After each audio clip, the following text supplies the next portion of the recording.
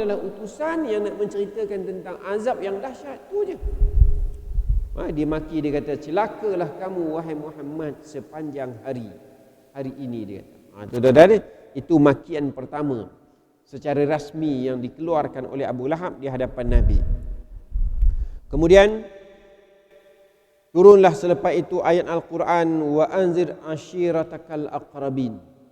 Berilah peringatan kepada kaum keluargamu yang rapat-rapat kan. Dan kemudian selepas Abu Lahab selepas Abu Lahab mengatakan celakalah kamu wahai Abu Lahab, wahai Muhammad, turunlah ayat tabbat yada abi lahabi watab, yang mengutuk perbuatan Abu Lahab tadi. Kemudian kita nak sambung hadis Muslim, tuan-tuan, yang menceritakan tentang peristiwa ini. Dalam satu hadis Muslim meriwayatkan sebahagian yang lain daripada kisah ini yang bersumberkan daripada Abu Hurairah. Katanya, apabila turun ayat wa anzir ashiratakal aqrabin, bila turun ayat ni, berilah peringatan serta amaran kepada kaum kerabatmu yang dekat. Asy-Syu'ara, tuan-tuan. Jadi perintah Allah Ta'ala, wa anzir, berilah peringatan ashiratakal aqrabin, kepada kaum kerabat kamu yang dekat. Rasulullah memanggil mereka, lalu disebutlah nama-nama orang Arab ni, ada secara umum dan adanya secara khusus. Ada orang yang Nabi sebut kaum dia, ada orang yang Nabi sebut namanya terus. Tuan-tuan, di antaranya baginda berkata, hai orang-orang Quraisy, selamatkan dirimu daripada api neraka. Nabi tak cerita syurga, tuan-tuan, Nabi cerita neraka dulu, bagi takut dulu, rasa gerun. Hai sekalian Bani Ka'ab, selamatkan dirimu daripada api neraka. Bani Ka'ab, selamatkan diri kamu daripada api neraka. Hai Fatimah binti Muhammad, selamatkan dirimu daripada api neraka. Disebut nama anaknya Fatimah. Tuan-tuan, sebab suruhan dakwah kepada kaum keluarga kerabat yang dekat dan juga dakwah secara umum.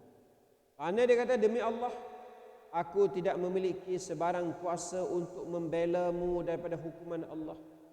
Wahai kawan-kawan, sahabat-sahabat, saudara mara, aku tak ada kuasa untuk bela kamu di hadapan Allah.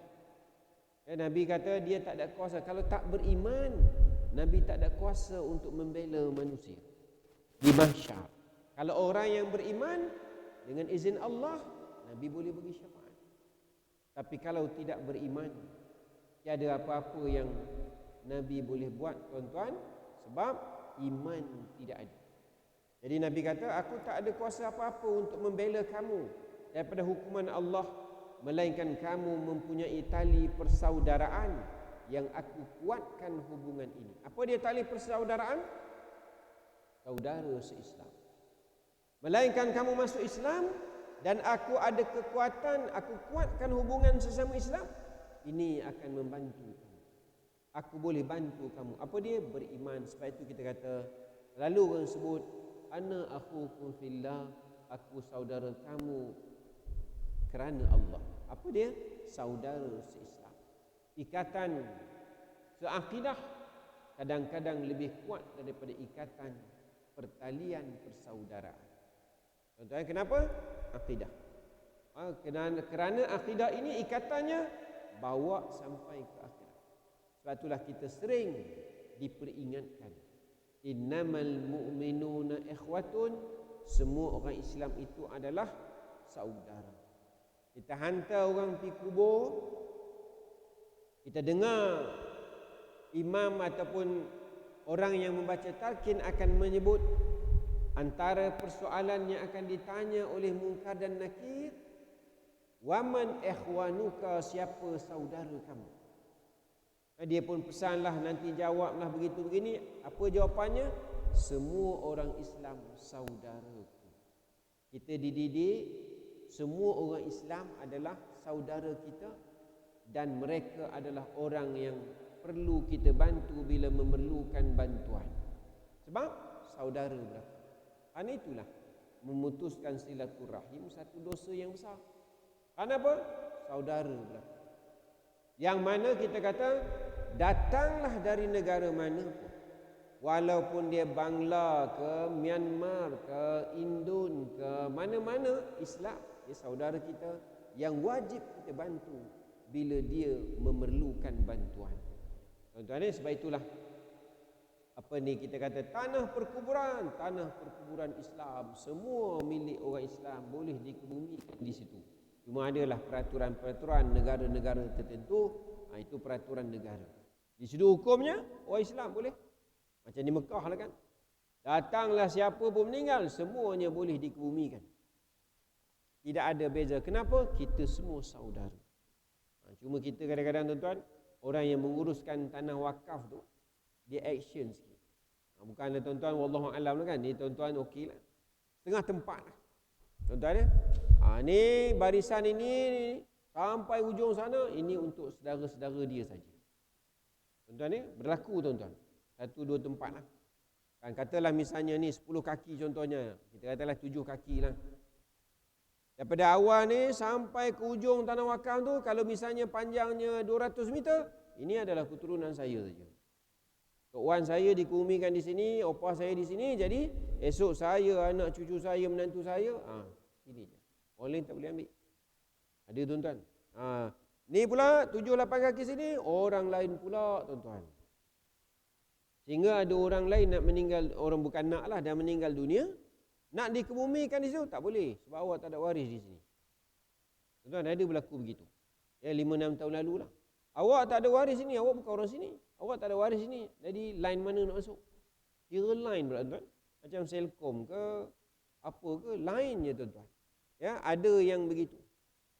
Sampai akhirnya masjid lain dah dengar begitu, fungsi masjid kampung sebelah. Tak apalah, bawa mari kampung kami.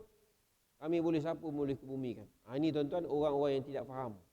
Ya, hukum. Peraturan nak letak anak qaryah bayar sekian-sekian, orang luar qaryah itu tak apa lagi. Ni sampai tak boleh. Kenapa? Kamu tak ada saudara mara di sini. Tak ada line yang untuk kamu masuk. Ada tuan-tuan. Ini perkara-perkara yang kita kata kita kena sedar. Mereka semua adalah saudara kita. Yang meninggal tu kebetulan orang Terengganu. Jadi dia tak ada saudara di sini. Dan dia meninggal di rumah mertua dia.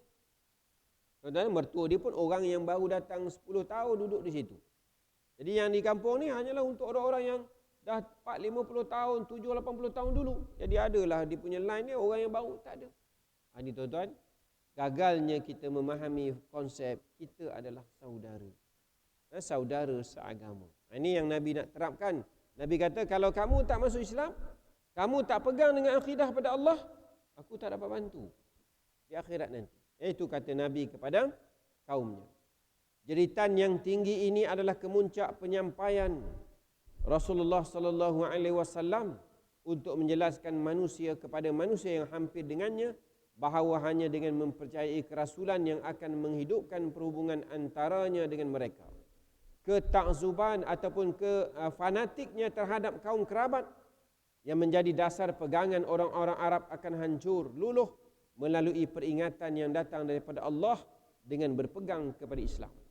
Orang Arab yang sebelum ni dengan kabilah, Nabi nak menghancurkan, memecahkan sempadan kabilah kita saja, kabilah orang lain saja. Datang Islam apa dia? Sempadan kita akidah. Selama mana dia berakidah yang sama, dia saudara kita. Kan sebab itu dalam Islam, kalau dalam konsep sosial ni dia ada lagi lah. Hak kita sesama Islam, hak dengan adik-beradik, hak dengan yang bukan Islam, ada lagi. Sampai begitu Islam meletakkan. Tapi Nabi nak bawa secara dasar dia, apa dia? Kita berpegang pada Islam, ini adalah akidah kita yang sebenar. Inilah dia yang kita nak pegang. Jadi jangan kamu hanya fanatik dengan kabilah kamu saja, sehingga kabilah sebelah susah, tak akan tolong. Kenapa? Dia daripada kabilah yang lain.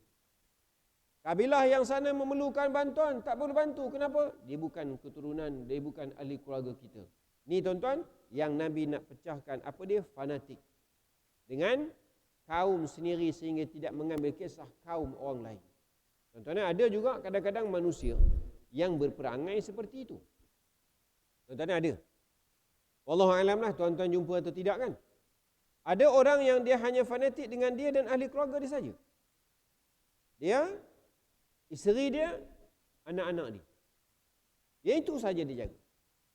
Anak saudara dia sendiri, Kamu nak susah ke, nak makan ke, nak minum ke, tak ada makan, tak ada minum, kau je pasal. Kalau nak belajar, tak nak belajar, nak pergi asrama, sekolah asrama dapat taran tak ada duit ke, dia nak tolong? Tidak. Aku nak jaga anak aku nak jaga anak cucu aku nak jaga isteri aku, tu je. Mereka ni bagilah nak pergi mana pun aku akan cari. Anak saudara hanya selang 2-3 buah rumah. Dapat tawaran pergi MRSM, ni cerita dalam 90-an lah tuan-tuan, awal 2000, 90-an, awal 2000 lah lebih kurang. Dapat tawaran MRSM, dapat politeknik, tak ada duit sebab bapaknya susah, hanya kerja sebagai pengawal keselamatan. Anak ramai 8 orang. Sedangkan adiknya, abangnya sebelah rumah, selang 2-3 buah rumah tuan-tuan, kerja yang agak baik. Tidak membantu pun. Tuan-tuan, walaupun dia rajin ke masjid tuan-tuan, tetapi tak ambil kisah pun tentang adik-beradiknya, susah atau senang, kau tanggunglah sendiri. Datang bertanya khabar pun tidak. Tuan-tuan, kalau dah tak mampu bantu, misalnya tak apalah, kita cari jumpa Tok Ketua ke, ada bantuan mana-mana ke, YB boleh bagi ke apa. Tak ada tuan-tuan. Hari-hari lalu depan rumah adiknya pergi ke masjid, adik kamu susah macam mana apa semua, tak ada kisahnya. Tuan-tuan, ini orang-orang yang hanya mengisahkan tentang dia dan keluarganya dan tidak mengambil kisah tentang sesiapa selain pada ahli keluarga ni. Tuan-tuan, sebab itu kita diperingatkan hidup kita adalah hidup bermasyarakat. Kita dilatih dalam semayang. Hidup kita hidup bermasyarakat. Siapa sebelah kita, dia adalah jiran kita. Jaga dalam solat dia, jangan ganggu solat dia. Jangan menyusahkan dia kan. Jangan sampai baca kuat-kuat sehingga mengganggu dia. Ini konsep kehidupan. Kan, bahkan kalau boleh kita bantu dia. Sahabat, saf tak sama ni, tumit awak terlalu ke depan sangat. Contoh. Kan, terlalu ke belakang sangat. Kita nasihat dia. Dia buat benda yang betul, kita sokong. Itulah dia kehidupan. Tapi malangnya dengan adik-beradik sendiri pun tidak mengambil kisah tentang. Ya? Ini kita kata, ingat. Kita jangan buat. Jadi, Nabi datang untuk menjadikan Islam sebagai pegangan dan jangan kita hanya fanatik kepada kaum-kaum kita sahaja sehingga tak mengambil kisah tentang orang lain.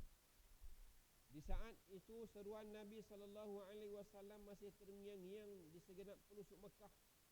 Kemudian turun firman Allah Subhanahu wa taala, "Fasda' bima tu'mar wa'rid 'anil musyrikin." Turun lagi ayat Allah. Tadi turun, "Wa anzir ashiratakal aqrabin." Berikan peringatan, sampaikan dakwah kepada kaum kerabat kamu yang terdekat. Kemudian turun ayat, "Fasda' bima tu'mar wa'rid 'anil musyrikin." Oleh itu sampaikanlah secara berterang apa yang diperintahkan kepadamu wahai Muhammad. Perintah Allah, fasda' bima tu'mar, sampaikan secara terus teranglah. Ni dakwah secara terbuka. Tak ada dah nak sorok-sorok, sampaikan dakwah secara terbuka. Wa'arid 'anil musyrikin, dan janganlah engkau hiraukan bantahan tentangan orang-orang musyrik. Dan wahai Muhammad, perintah Allah, sampaikan dakwah secara terang-teranglah. Jangan ambil kisah dah apa orang musyrikin nak buat, apa tentangan daripada mereka kan? Surah Al-Hijr ayat 94. Perintah Allah, bermulalah dakwah secara terang-terang. Dengan turunnya ayat ini, Rasulullah sallallahu alaihi wasallam mula menyebut tentang ajaran-ajaran khurafat yang berbentuk syirik yang dipegang, yang diamalkan oleh kaumnya. Jadi bila Allah Ta'ala sebut, "Fasda' bima tu'mar", ceritalah terus teranglah. Apa mereka nak lawan, apa mereka nak tentang, jangan ambil kisah. Maka Nabi mulalah cerita, berhala yang disembah ini adalah ciptaan kamu yang tidak ada memberi kesan, tidak memberi mudarat, yang perlu ditinggalkan sebab ia hanyalah ciptaan manusia. Nabi cerita dan Nabi mula mengkritik ajaran-ajaran mereka yang sesat. Baginda menerangkan hakikat berhala-berhala yang tidak mengandungi sebarang nilai pun. Dan baginda menerangkan dengan bukti-bukti yang nyata bahawa sesiapa yang menyembah berhala dan menjadikannya sebagai perantaraan dengan Allah, maka ia adalah satu kesesatan. Dan Nabi cerita dah, yang ni sesat, yang ni benar, yang ni sesat, yang ni benar. Kenapa? Allah perintahkan cerita secara terus terang. Tuan-tuan, maksudnya dalam kehidupan kita begitulah dia. Kadang-kadang kita perlu berterus terang menceritakan apa yang sepatutnya kita dakwah cerita pada orang. Dengan penerangan itu, Mekah mula bergelora dengan api kemarahan kaum musyrikin. Bila Nabi mula menyampaikan dakwah dan kemudian mengkritik berhala-berhala yang disembah. Akidah yang dipegang oleh orang musyrikin ni apa dia? Akidah yang tak betul. Akidah yang sesat, tidak memberi manfaat. Nabi kritik dan mulalah api kemarahan membara dan membuak-buak di dalam hati orang-orang musyrikin. Mula tak senang duduk. Kenapa? Nabi Muhammad dah mula mempertikaikan ajaran agama nenek moyang yang mereka pegang turun-temurun. Lantaran itu orang-orang Quraisy bingkas bangun mencari bagaimana jalan untuk mengekang. Macam mana kita nak buat? Nabi Muhammad dah mula mempertikaikan akidah yang kita pegang. Jadi apa kita nak buat supaya kita jadikan ajaran ini terpadam. Ajaran Nabi Muhammad ini terpadam. Tuan-tuan, sebahagian kecil menyokong dan sebahagian besar ketika itu masih menentang. Yang ni yang Allah Ta'ala sebut kan, orang-orang yang menyokong kerana hati mereka diberikan kelapangan dengan Islam. Famay yuridillahu ayyahdiyahu yashrah sadrahu lil Islam. Siapa yang Allah Ta'ala nak berikan petunjuk pada dia, Allah berikan dia rasa lapang dengan Islam. Tuan-tuan, orang yang Allah Ta'ala sayang, dia rasa lapang dengan Islam. Datang ke masjid, satu kegembiraan, bukan satu kesempitan. Dapat menziarahi orang sakit, kerana itu adalah ajaran Islam. Dia rasa satu benda yang seronok dan lapang dada dia. Tuan-tuan, dapat menunaikan hajat orang lain kerana keperluan-keperluan yang tertentu kita dapat bantu, dia rasa lapang. Oh, datang bulan Ramadan, dia rasa seronok. Sebab apa? Orang yang Allah nak berikan hidayah, dia rasa lapang dengan amalan Islam. Tapi kalau orang wa may yurid ayyudillahu, siapa yang Allah nak berikan kesesatan, yaj'al sadrahu dayiqan harajan ka'annama yas'adu fis sama. Hatinya berasa sempit dengan Islam. Allah, dia dah sangat cukup setahun dia nak kena bayar zakat pula ni, zakat banyak juga ni. Duit dalam bank berapa? Adalah dalam 300,000 kan. Jadi dekat 7,500, 8,000 kena bayar zakat. Banyak. Dia rasa susah. Orang yang Allah Ta'ala sayang tadi, yang Allah nakkan kebaikan, Allah nak bagi hidayah pada dia, dia akan rasa seronok bila bayar zakat. Kalau dah tak ada zakat, belum cukup setahun lagi, dia bersedekah lagi. Sebab bila bersedekah tu hatinya menjadi lapang, seronok. Ini tuan-tuan, orang yang Allah nak bagi hidayah. Tanya kita, saya yakinlah tuan-tuan kan, bila kita buat kebaikan, hati tu rasa lapang. Tanda Allah Ta'ala nak bagi kita, tuan-tuan, Allah nak berikan hidayah. Famay yuridillah ayyahdiyahu. Siapa yang Allah nak bagi petunjuk pada dia, Allah berikan hatinya rasa lapang untuk buat amal Islam. Tetapi apabila orang yang Allah nak sesatkan dia beramal dengan Islam, satu kesempitan. Allah, Jumaat dah, nak kena pergi sembahyang Jumaat pula. Dan dia mengeluh. Ramadan dah. Ini kan bila dekat sebulan lagi dah, tak lama lagi Ramadan, nak puasa pula dah. Aduh, baru. Dia rasa mengeluh. Sedangkan orang yang Allah nak bagi hidayah tadi, Allah, lambatnya lagi Ramadan, kalau boleh biarlah Ramadan hari-hari. Ini tuan-tuan kan berbeza. Orang yang Allah Ta'ala tak kisah dengan dia, dia rasa sempit dengan Islam. Kan nak kena tutup aurat pula. Nak keluar Allah nak tutup aurat malas. Nak tutup aurat malas. Nak sembahyang malas. Dia rasa berat dengan amalan-amalan Islam. Yang ni kita jagalah hidup kita. Sebab tu kita kata, orang yang Allah Ta'ala sayang tadi, Allah akan berikan dia rasa ringan dengan amalan-amalan Islam. Bahkan ulama-ulama menunjukkan tuan-tuan, apabila Allah sayangkan golongan-golongan yang Allah cinta ini tuan-tuan, kita lihatlah peribadi-peribadi wali-wali Allah, peribadi-peribadi orang-orang terdahulu yang hebat.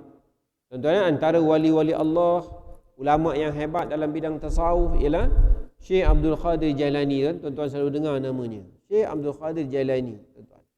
Bagaimana dia memandang, orang lain memandang itu bala, tapi dia memandang itu adalah nikmat.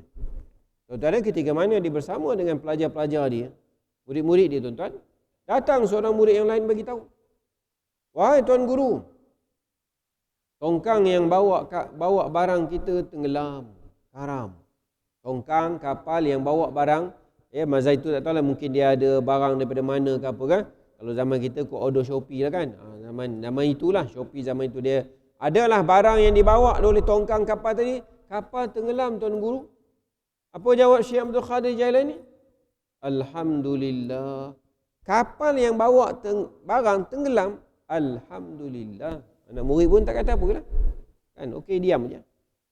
Esok datang lagi anak murid yang sama, bagi tahu Tuan Guru, kapal yang tenggelam semalam, barang-barang kita dapat diselamatkan. Alhamdulillah. Alhamdulillah juga. Jadi anak murid pun tertanya dan menjadi satu persoalan dan bertanya pada Tuan Guru dia. Syekh Abdul Qadir Jailani, Tuan, masa saya cerita semalam kapal tenggelam, Tuan sebut alhamdulillah. Kalau hari ini kan, maksudnya diceritakan barang dapat diselamatkan, sebut alhamdulillah, tu biasa. Tetapi semalam saya ceritakan kepada Tuan, kapal yang bawa barang Tuan tenggelam, Tuan sebut alhamdulillah. Sedangkan firman Allah, allazi iza asabathum musibatun qalu inna lillahi wa inna ilaihi raji'un. Sedangkan Allah Ta'ala sebut, orang-orang ni bila ditimpa musibah, mereka akan menyebut inna lillahi wa inna ilaihi raji'un. Bukan menyebut alhamdulillah, tapi Tuan, kapal tenggelam ni musibah, dan Tuan menyebut alhamdulillah. Ini tuan-tuan, pandangan basirah orang-orang yang Allah sayang, para wali-wali Allah. Dia kata apa? Kamu memandang itu sebagai musibah, tetapi aku memandang tenggelamnya kapal tu adalah satu nikmat pada aku. Tenggelam kapal tu nikmat. Kenapa? Bila tenggelamnya kapal itu, tongkang yang bawa barang tu, Allah sedang mengingatkan aku supaya aku ingat pada dia. Tuan-tuan, kita pandang musibah, habis barang-barang tenggelam. Tapi orang yang hebat ini pandang itu adalah nikmat, sebab Allah nak suruh aku ingat pada dia. Mungkin aku terlupa sedetik dua. Jadi Allah nak ingatkan aku yang maha berkuasa, aku yang menentu segala-galanya. Allah tenggelamkan kapal tersebut supaya aku ingat pada dia. Tuan-tuan, pandangan yang berbeza dengan kita manusia biasa. Ini yang dikatakan siapa dia? Orang-orang yang Allah nakkan mereka hidayah. Kita jadilah orang yang seronok beramal dengan Islam. Datang ke masjid, satu benda yang seronok. Tuan-tuan, bersedekah, satu benda yang memberi kelapangan dalam hidup. Jadi datangnya Nabi ni cerita tentang Islam, ada orang yang lapang menerima, ada orang yang rasa sempit dadanya, gusar jiwanya, sebab Nabi sudah mula mencerca atau Nabi mula mempertikaikan, menceritakan tentang kesesatan menyembah berhala. Maka mereka pun carilah bagaimana kita nak lawan Nabi Muhammad ni, jalan nak sekat dakwah dia, sebab dia sudah mengganggu, menyekat tradisi-tradisi kita menyembah berhala turun-temurun. Mereka bangun menentang kerana mereka faham benar erti iman yang menolak adanya ketuhanan selain Allah. Nabi Muhammad ni bawa iman ni nak tolak semua tuhan-tuhan kita, Lata, Uzza, semua ni, hanya beriman pada Allah. Mereka mencari jalan. Apakah mereka faham apakah artinya beriman dengan Rasul dan hari kiamat? Iaitu bergantung bulat dan penyerahan yang sejati, dan mereka tidak ada pilihan lain untuk menentukan tentang diri dan harta mereka. Bila kita terima Islam ni, beriman dengan Allah, Nabi Muhammad, kita kena dengar cakap dia. Lepas tu kita tak boleh dan nak tentukan sendiri hala tuju. Ini yang mereka gusarkan. Maksudnya mereka mencari harta ada kalanya dengan cara haram. Mana ada zakat-zakat ni dia baginya. Tetapi bila datang Islam, akan ada peraturan-peraturan, sistem-sistem yang akan perlu diikuti. Yang ini yang mereka rasa tidak nak bersetuju dengan Islam. Ini bererti hilanglah hak ketuanan mereka. Maksudnya ini akan menghilangkan hak ketuanan. Akan hilanglah jati diri kita yang sebelum ini. Sebab kita ni hidup dengan sistem kan, nak minum arak, minum. Perempuan jadi mainan, riba menjadi amalan. Tak ada masalah. inilah ketuanan kita. Dan sekarang bila datang Nabi Muhammad bawa Islam, ketuanan ini akan hilang dan kebesaran orang-orang Arab Quraisy juga akan mula hilang. Tuan-tuan, ini yang mereka sedar. Dengan itu mereka tidak akan lagi dapat melaksanakan apa yang mereka suka. Bila kita pegang Islam ni nanti dia kata tak boleh nak buat dah apa yang kita nak. Sebab kita kena ikut Islam. Macam itulah kita pun kan. Bila kita berada di dalam Islam, kena ikutlah Islam. Di sistem pendidikannya, sistem ekonominya, sistem sosialnya, sistem politiknya, sistem perundangannya, segala-galanya, Islam dinun syamilun yatanawalu mazahiral hayata jami'an. Islam agama yang sempurna yang merangkumi setiap aspek kehidupan. Yang ni yang kita pegang. Akhirnya mereka mula mempertikaikan atau mula merasa gusar kerana kita kena pegang apa yang Nabi Muhammad suruh pegang, yang Islam suruh, dan terpaksa meninggalkan amalan nenek moyang. Kemudian dia kata, mereka tidak boleh lagi berbuat kezaliman yang selama ini dilakukan terhadap golongan bawahan. Kita terima Islam, kita nak seksa orang, nak perah tenaga orang, tak boleh dah. Mereka tidak boleh lagi melakukan kejahatan-kejahatan yang selama ini dikerjakan siang dan malam. Mereka benar-benar faham pengertian iman ini. Justru itu jiwa mereka enggan menerima situasi yang merugikan. Kita terima Islam, kita rugi. Hari ini pun kadang-kadang ada orang macam tu juga. Kalau kita terima Islam, kita beramal dengan Islam, kita rugi sebenarnya.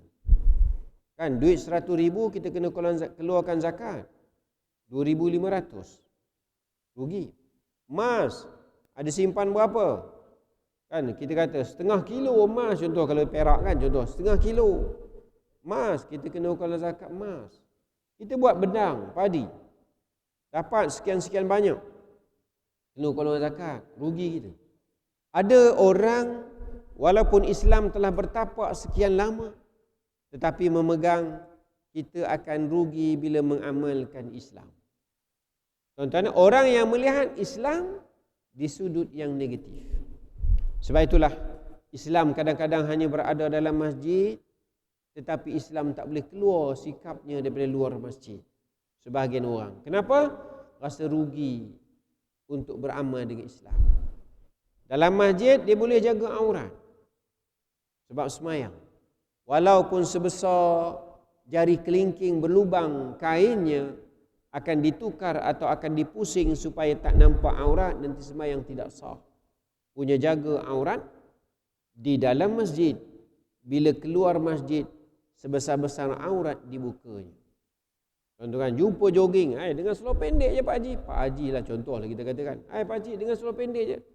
Senang sikit nak berlari, tiada rintangan angin, aerodinamik. Tuan-tuan kan, dia merasa susah beramal dengan Islam. Yang perempuan dengan cari perempuan, lelaki cari lelaki. Ini yang kita kata, orang yang masih ada dalam kalangan kita, orang yang merasa rugi kalau beramal dengan Islam. Dan jangan kita jadi seperti itu. Mereka benar itulah situasi yang merugikan mereka.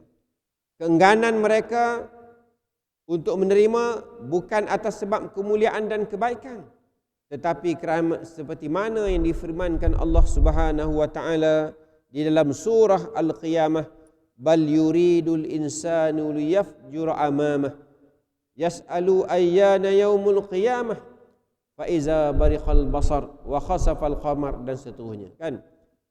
Apa maksudnya? Kata Allah Taala ini disebut mereka ni tak terima Islam ni bukan sebab kebenaran, tapi kata Allah kebenaran itu bukan tidak ada buktinya. Bahkan manusia yang ingkar sentiasa suka hendak meneruskan perbuatan kufur dan maksiat di sepanjang hayatnya sehingga ia tidak mengakui adanya hari kiamat.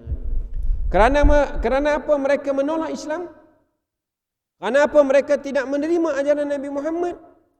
Bukan kerana tak benar, tahu benda itu benar, tetapi kerana nak meneruskan perbuatan-perbuatan yang mereka buat sebelum Islam. Kalau kita masuk Islam, orang perempuan tak boleh jadi mainan, arak tak boleh menjadi minuman, judi tidak boleh menjadi satu rutin harian. Bahkan semua itu perlu dihentikan. Yang ni yang tak nak. Kenapa? Maksiat itu sudah berakar umbi, akhirnya ini antara penyebab mereka menolak dakwah Nabi sallallahu alaihi wasallam. Semua ini mereka faham benar. Apa dia? Mereka seolah-olah menafikan hari kiamat tak ada. Hidup hanya sekali. Jadi hidup ni seronoklah kita. Nikmatilah hidup kerana hidup hanya sekali. Lepas kita mati, habis. Yang ni nak jadi pegangan mereka, akhirnya mereka rasa tak nak buat benda-benda baik. Ini yang tuan-tuan, kita dalam Islam dilatih buatlah baik. Selagi mana Allah berikan peluang untuk buat baik, Allah sedang sayang kita. Tuan-tuan, sebab Allah beri peluang untuk buat pahala. Untuk kumpul, untuk bawa sebanyak-banyaknya. Sebab itu jangan berputus asa dalam buat kebaikan. Allah terima ke tidak? Buat. Tuan-tuan, Allah terima tak lagi taubat aku ni? Tak, kita tak tahu. Buat. Bila terdetik hati untuk bertaubat, mungkin ketika itu Allah sedang meniupkan kepada kita, apa dia? Bertaubatlah dengan sebaik-baiknya, mungkin Allah nak terima taubat kita. Tuan-tuan, seorang disebut, seorang lelaki mengerjakan haji selama 70 kali. Tuan-tuan, mana ada orang kalau zaman kita haji 70 kali? Si Fulan ni 70 kali haji dia. Dia seorang yang dilanjutkan Allah usianya. Jadi kalaulah kita kata 70 kali, tuan-tuan, kalau dah dia pergi haji bermula pada umur 25, tambahlah dengan 70, tuan-tuan. Maksudnya dah hampir 100 tahun umurnya pada haji yang terakhir. Itu kalau 25, kalau 30. Jadi kisahnya dia pergi haji 70 kali. Bermula dengan kali pertama dia pergi haji.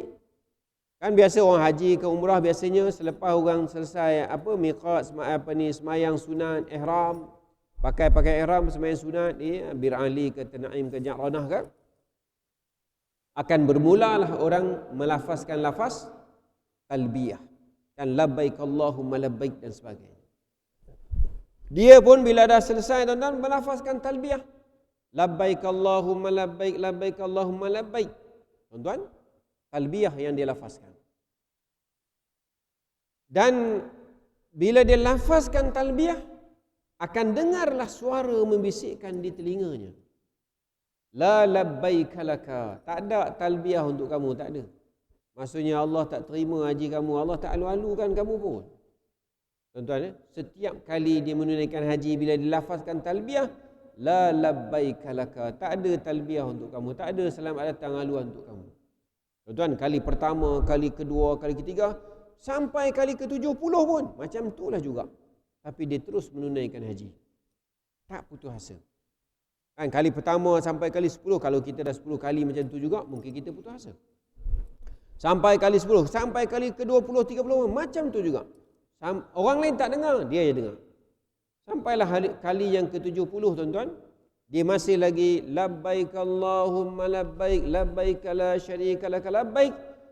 Akan dibisikkan di telinganya, ada bisikan la labbaik laka, tak ada labbaik untuk kamu, tak ada aluan-aluan untuk kamu datang, tak ada.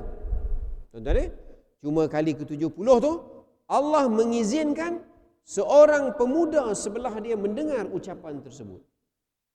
Ucapan la labbaik laka tu seorang pemuda ni dengar. Lalu dia kata, wahai tuan, tuan dengar tak apa yang saya dengar? Apa yang kamu dengar? Tadi bila tuan sebut labbaik Allahumma labbaik, kemudian ada suara bisik, la labbaik laka, tak ada talbiyah, tak ada aluan-aluan untuk kamu. Tuan dengar tak? Dia kata, lelaki ni kata, saya dengar. 70 kali saya menunaikan haji, setiap kali saya melafazkan lafaz talbiyah, itulah perkataan yang saya dengar. La labbaik laka, tak ada talbiyah untuk kamu, tak ada aluan-aluan selamat datang untuk kamu, tak ada. 70 kali aku tunaikan haji, kali ini dah kali ke-70, lafaz yang sama aku dengar, dia kata. Pemuda ni kata, wahai tuan, dah 70 kali tuan masih lagi sanggup datang. Kali pertama 10, 20 dah tak ada labbaik untuk tuan, tuan datang juga. Dia kata, kerana aku yakin satu ketika pasti ada rahmat Allah yang datang untuk aku dan Allah terima haji aku. Satu kali pertama, kedua, walaupun dengar yang sama, aku terus datang sehingga kali ini kali ke-70. Sebab aku yakin akan Allah berikan rahmatnya kepada aku satu ketika nanti. Kemudian tuan-tuan, dia dengarlah bisikan Allah menerima ibadah hajimu. Tuan-tuan, akhirnya ibadah dia yang ke-70 Allah terima. Tapi nak cerita dia apa tuan-tuan? Bagaimana bersungguh-sungguhnya dia beramal sehingga 70 kali, namun dia tetap datang menunaikan ibadah. Jadi macam itulah kita umpamanya bertaubat, kita tak tahu Allah terima atau tidak, dan terus buat. Kerana itulah amalan yang kita akan bawa di hadapan Allah Subhanahu wa taala, yang kita akan dihitungkan nanti. Jadi orang kafir ni tadi, Quraisy tadi tolak, kenapa? Kalau kita terima Islam, Islam ni kita kena amalkan, kita tak boleh buat benda-benda bebas sebelum ini. Dan juga mereka seolah nak menafikan hari kiamat ni tak ada. Ya, mereka seolah nak menafikan kiamat tak ada. Kan itu yang disebut yas'alu ayyana yaumul qiyamah. Mereka ni seolah-olah nak menafikan adanya hari kiamat. Sebab itu nak hidup di dunia, nak hidup seronok-seronok, kerana hari kiamat bagi mereka umpama tiada. Sedangkan Nabi sebut pada awal tadi di atas Bukit Safa, aku ni utusan yang datang untuk memperingatkan kamu, selepas ini ada azab yang dahsyat menanti. Sebab itu hidup adalah untuk kita beramal bagi menjauhkan diri kita daripada azab Allah Subhanahu wa taala. Tuan-tuan, carilah ruang kebaikan yang kita boleh buat, kerana kebaikan mana yang mendekatkan kita dengan Allah kita tak tahu. Jadi tuan-tuan, sama-sama kita mencari kebaikan untuk kehidupan kita di dunia, agar meninggalnya kita nanti ada bekalan untuk dibawa bertemu dengan Allah Subhanahu wa taala. Jadi tuan-tuan, puan-puan, sahabat-sahabat yang dirahmati Allah taala, lebih kurang begitulah sebagai renungan kita usaha dakwah Nabi yang mula ditentang. Ya, bermulalah penentangan orang-orang ini terhadap dakwah Nabi, kerana Nabi sudah berterus terang dia akan membawa jalan Islam. Begitulah peringatan pada kita kadang-kadang. Bila kita bagi tahu kita ni nak hidup berpegang dengan Islam, kadang-kadang ada orang-orang yang mula menentang dan kadang-kadang menjauhkan diri dari kita. Bahkan kadang-kadang secara berani, secara terbuka menentang Islam yang kita bawa. Kadang-kadang dalam adik-beradik, kita ni ikutlah Farid. Mana boleh ikut Farid? Kita kena bagi sama rata. Tuan-tuan, dia mula mentang kita nak bawa Islam. Ayah tak ada wasiat, tak ada kata apa-apa, jadi harta ni kena ikut faraid. Tak boleh ikut faraid, kita bagi sama rata. Contoh tuan-tuan kan, kita menentang Islam secara tidak langsung. Jadi kita ni begini. Adalah orang menentang kan, tak payah salam dah, kita dah besar-besar dah dengan sepupu-sepupu kan. Bila sepupu-sepupu masa kecil-kecil, umur 10 tahun, 2-13 tahun contohnya belum balik, okey bermain, salam hari raya boleh. Tapi bila sekarang dah umur dah 20, 30, 5, 60 pun, kita dah besar-besar dah. Tak payahlah salam-salam dah. Kita ni bukan mahram, walaupun sepupu ada pertalian darah, tapi bukan mahram. Alah, nak tunjuk alim dah tu, baru pergi umrah sekali dua dah tak boleh salam. Tuan-tuan, orang mula memperkecilkan bila kita nak beramal dengan Islam. Itu adalah tentangan-tentangan yang ringan sebenarnya. Ya, Nabi menghadapi tentangan yang lebih hebat dalam kehidupannya, dan kita menjadikan baginda sebagai contoh dalam hidup berdakwah untuk berjaya dunia dan akhirat. Jadi tuan-tuan, lebih kurang begitulah sebagai peringatan kita. Semoga Allah memberi hidayah pada kita dan memberikan kekuatan kita untuk berdakwah, menyampaikan Islam dan mengamalkan Islam, seperti mana kekuatan para sahabat membantu para nabi dalam melaksanakan perintah Allah Ta'ala. InsyaAllah rezeki kita jumpa lagi. Saya mohon maaf kerana salah dan silap. Wallahu a'lam bishawab. Assalamualaikum warahmatullahi wabarakatuh. Bismillahirrahmanirrahim. Alhamdulillahi alamin hamdan hamidin hamdan syakirin hamdan yuwafi ni'amahu wa yukafi mazidah. Ya Rabbana lakal hamdu kama yanbaghi li jalali wajhika wa 'azimi sultanik. Allahumma arinal haqqa haqqan warzuqna ittiba'ah wa arinal batila batilan warzuqna ijtinabah. Rabbana atina fid dunya hasanah fil akhirati hasanah wa qina 'adzaban nar. Walhamdulillahi rabbil alamin.